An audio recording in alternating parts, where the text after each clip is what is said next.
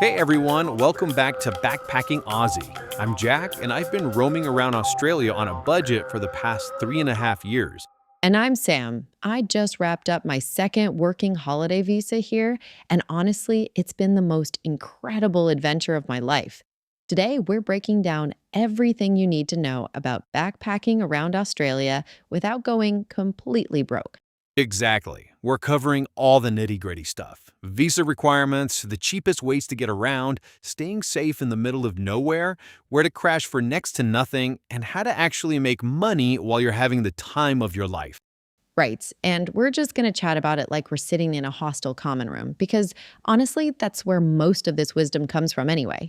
So true. All right, let's dive straight into the big question everyone asks first. How do I actually get permission to stay and work in Australia? Okay, so if you're between 18 and 30, or 35 for some lucky countries like Canada and Ireland, and you're from one of the eligible nations, the Working Holiday Visa Subclass 417 is your golden ticket. We're talking UK, Germany, France, Japan, South Korea, and about 20 others. Yeah, and it costs around 510 Australian dollars now, which I know sounds like a chunk of change up front. It is, but think of it as the best investment you'll ever make. You get 12 whole months to work and travel anywhere in the country. You can work up to 6 months with each employer, which gives you heaps of flexibility.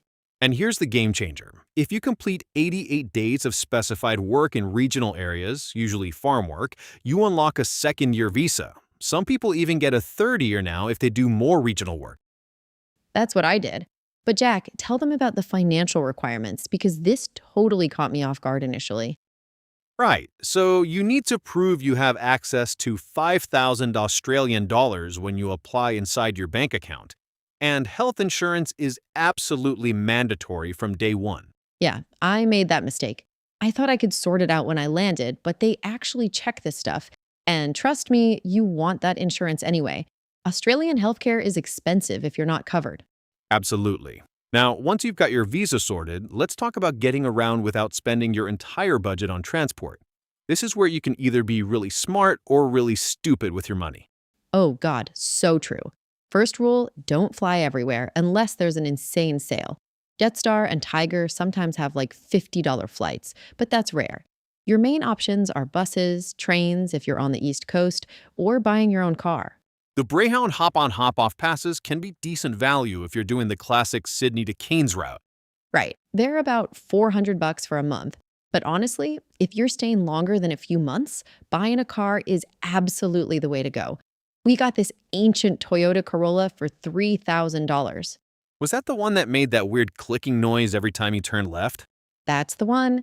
But we drove it for 9 months, from Melbourne all the way around to Perth and back. Slept in it probably half the time and sold it for $2,500.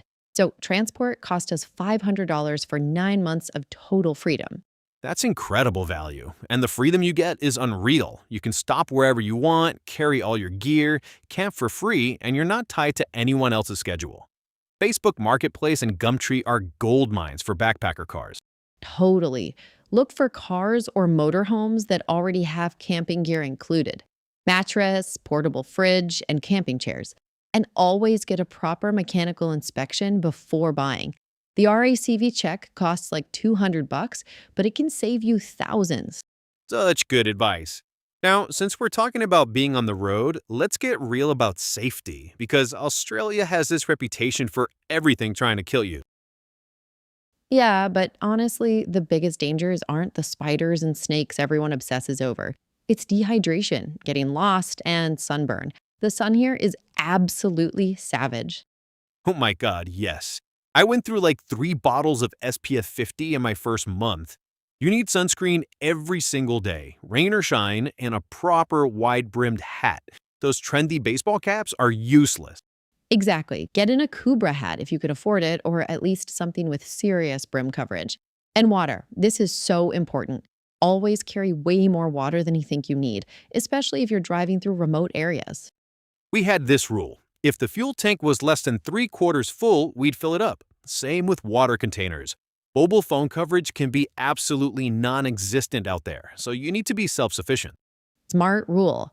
And always tell someone your plans before heading into remote areas. If you're driving from Adelaide to Perth, let someone know your route and when you expect to arrive. Download offline maps too. Google Maps works without Signal if you pre download. Great tip. And about those famous deadly animals, I saw maybe 5 huntsman spiders in 2 years, one snake from about 100 meters away, and zero crocodiles because I wasn't swimming in crocodile territory like an idiot. Right, common sense goes such a long way. Don't put your hands where you can't see, shake out your shoes in the morning, and always swim between the flags at beaches. The lifeguards actually know what they're talking about with rip currents and stingers. Absolutely. Now, let's talk about accommodation, because this is where you can either save a fortune or completely blow your budget. What's your strategy, Sam? Okay, so hostels are obviously the go to for meeting people, and they're amazing for that. But at 30 to 60 bucks a night, they add up insanely fast. My secret weapon became house sitting through trusted house sitters. Oh, that's brilliant. How does that actually work? You basically look after someone's pets while they're traveling, and you get free accommodation in return. I've house sat everything from tiny studios in Melbourne to this incredible place in Byron Bay with a pool and ocean views. The owners get peace of mind, you get free digs. That sounds amazing. And workaway is another gold mine, right? You work maybe 4 to 5 hours a day, could be farm work, helping at hostels, teaching English, general maintenance, and you get accommodation plus meals included. Yes, I did work away at this organic farm outside of Nimbin. Best 2 months of my entire trip. Incredible people, learned heaps about permaculture, saved probably 2,000 bucks, and it counted towards my 88 days for the second year visa. Perfect. And free camping is huge in Australia. There are literally thousands of spots where you can camp for free legally. The WikiCamps app is essential. Shows you free camps, paid camps, dump points, water refills, everything. Oh my God, WikiCamps saved us so much money. Some of these free camping spots are in the most incredible locations, right on beaches, next to rivers and national parks, way better than any paid campground. Totally. Now, let's talk about the big one, making money. This is how you actually fund the adventure and potentially get that second year visa. Sam, you've done everything from fruit picking to waitressing. Yeah, so fruit picking is the classic backpacker job, but the pay can be super variable. Sometimes you get hourly rates, which is usually better and more predictable, but often it's piece rates. You get paid per bucket or bin you fill. Right? And piece rates can be amazing if you're fast and experienced, or absolutely terrible if you're new. I've seen people make $400 a day picking mangoes, and I've also seen people make $40 for 8 hours of strawberry picking. Strawberries, don't even get me started. The key is following the harvest seasons and knowing what pays well. Mango season in Queensland is roughly November to February and pays really well. Apple picking in Tasmania is March to May. Cherry season is December to February in different states. The government's Harvest Trail website is incredible for this. It shows you exactly what's being harvested, where, and when, plus direct contact details for farms. But honestly, some of my best jobs came from just networking in hostel kitchens and Facebook groups. The backpacker network is insane. Someone's always finishing up somewhere and knows about opportunities. And don't overlook other regional work construction, hospitality, retail, call centers, cleaning. They all count towards your 88 days if they're in eligible postcodes. Exactly. I actually made way better money waitressing in this little pub in a Queensland mining town than I ever did picking fruit. Plus tips, and the locals were so friendly once they realized I wasn't just another tourist passing through. That's so typical of small town Australia. But wherever you work, make absolutely sure you're getting paid legally. Minimum wage, superannuation contributions, proper pay slips.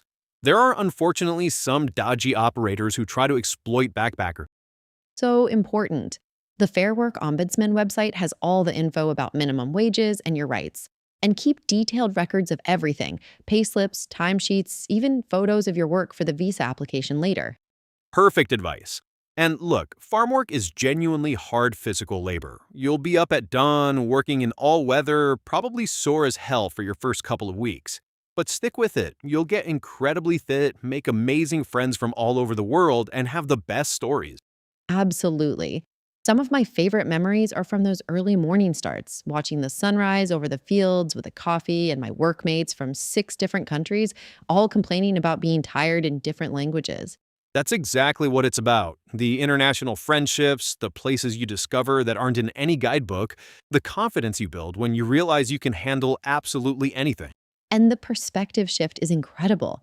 You realize how little you actually need to be happy, how resourceful you can be, and how kind strangers can be when you're far from home and completely out of your comfort zone. Couldn't have said it better myself. Though, for anyone listening who's been thinking about taking the plunge, seriously, just do it. Australia is such an incredible country to explore, and doing it as a working backpacker gives you access to experiences you'd never have as a regular tourist. Do your research, be prepared, stay safe, embrace the challenges, and trust the process.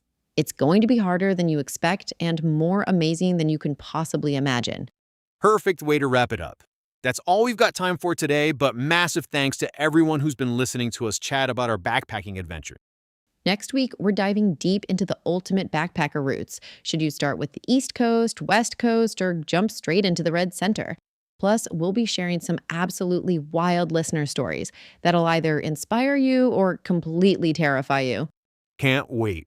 Until then, safe travels, everyone. Stay curious, and remember, the best adventures happen when you step completely outside your comfort zone. Catch you next time on Backpacking Aussie.